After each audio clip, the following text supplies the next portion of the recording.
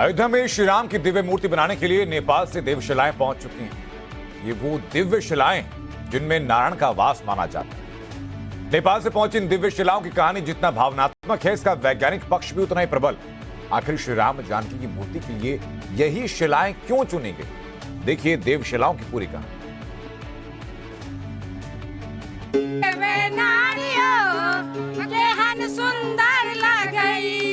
सीधे विष्णु जी के दर्शन कर रहे हैं। अनंतहारी कथा अनंता, जैसे अनंत है श्री राम, वैसे ही अनंत है श्री राम से जुड़ी कथा।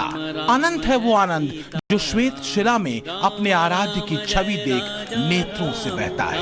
राम जय सीता राम, राम राम जय राजा राम, राम। और अनंत है उस यात्रा का सुख जो माँ जानकी के धाम से चली और श्री राम की जन्मभूमि तक पहुंची। राम जय सीता राम। ये जब पानी इसके ऊपर से जो पानी गुजरता है तो उसको देखने के बाद पता चलेगा कि इसमें वास्तव में देव है।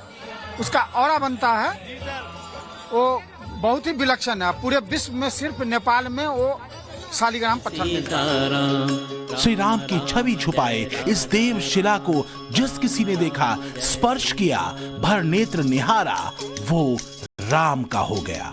और इसलिए दिव्य है इस देव शिला की कथा।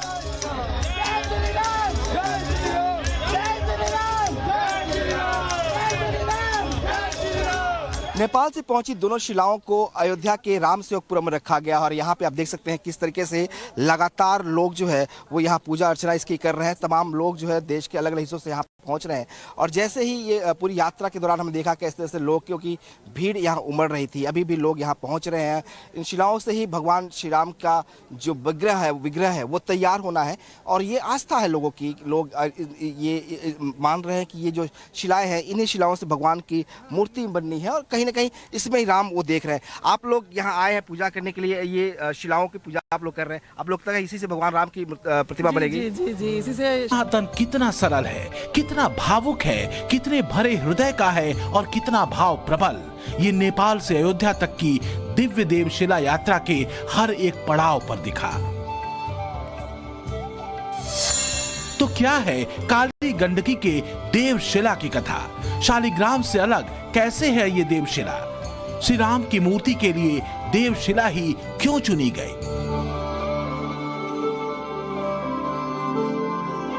इन सवालों का जवाब जानने के लिए हमें वक्त को पीछे ले जाना होगा, नेपाल के म्याग्दी जिले में बह रही काली गंडकी के किनारे तक, जहां से 26 जनवरी को देवशिलाओं को निकाला गया।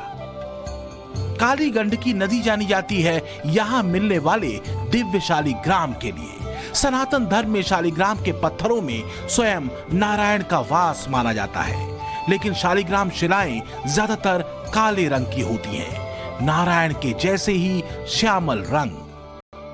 हमारे यहाँ का भूगर्भ शास्त्री ये अपना सारा खोजबीन करके इसका शालिग्राम ही है, लेकिन लोगों की धारणा है कि शालिग्राम काला होता है। ऐसी बात नहीं है। आयु बोलते हैं जी। शालिग्राम शिला अपने आप को नक्काशी होती है, वो प्राकृतिक है जी। उसको कोई नक्काशी करता नहीं है, प्राण प्रतिष्ठा करते नहीं है, विसर्जन करते नहीं है।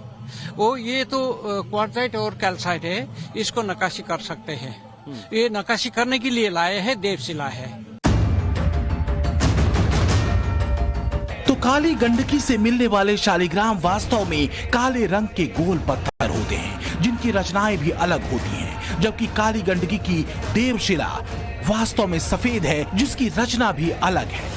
काली गंडकी का अयोध्या और श्री राम से जुड़ा सूत्र हजारों साल पहले प्राचीन भारत से जुड़ता है। कहते हैं हिमालय से भी प्राचीन है काली गंडकी नदी और इतनी ही प्राचीन है ये देवशिला, जिसके दर्शनों के लिए हजारों हजार राम भक्त उमड़ पड़े, जैसे त्रेता में श्री राम के दर्शनों के लिए भक्त उमड़ते थे। बोलते हैं कि Kali Gandaki is older than Himalaya.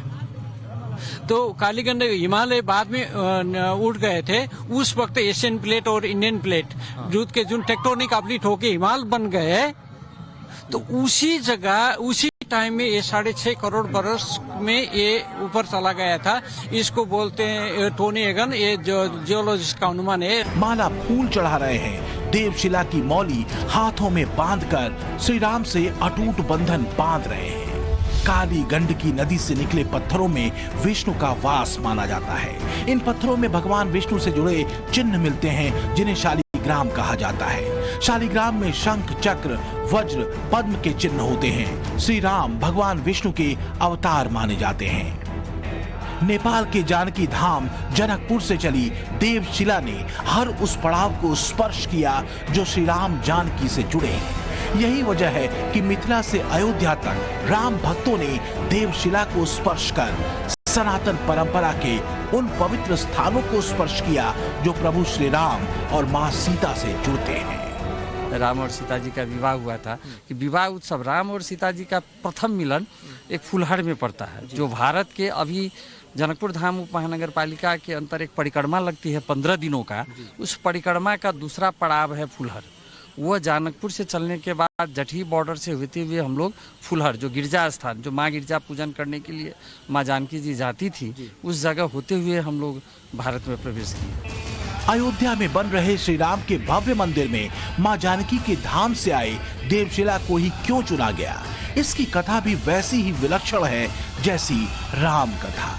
इसके पीछे का पक्ष भावनात्मक है, धार्मिक है, सनातन आस्था से तो जुड़ा ही है, प्राचीन भारतीय संस्कृति से भी जुड़ा है और इसके साथ ही है भूगर्भ विज्ञान। हम लोगों को शिला चूज करने में 2 फैक्टर्स देखा। एक तो ह्यूमन सेंटिमेंट और दूसरा है क्वालिटी, स्टोन का क्वालिटी। स्टोन का क्वालिटी भी मिलना चाहिए और ह्यूमन सेंटिमेंट भी मिलना चाहिए। हम लोगों ने ये मैगदी जिला, नेपाल के गंडकी प्रदेश का मैगदी जिला बेनी में से चुना है, क्योंकि वो क्षेत्र है, वो राजर्षि भरत का निर्वाण क्षेत्र है। वो क्षेत्र है पुलह और पुलह ऋषि का तपस्या स्थल है, वो कपिल देव का तपस्या स्थल है। इसीलिए हम लोगों ने बेनी को चुना। करोड़ों सनातनियों को भारत की प्राचीन संस्कृति, आध्यात्म और धर्म से जोड़ती है। वो संस्कृति जिसे रामराज में श्री राम ने गढ़ा। राम सेतु अगर श्रीलंका और भारत के सांस्कृतिक जुड़ाव का प्रतीक है, तो मिथिला की ये देवशिला नेपाल और भारत के सनातनियों के श्री राम से अटूट रिश्तों का सेतु। अयोध्या से अनुराग सिंह और विनोद मिश्रा के साथ ब्यूरो रिपोर्ट, टाइम्स नाउ, नव भारत।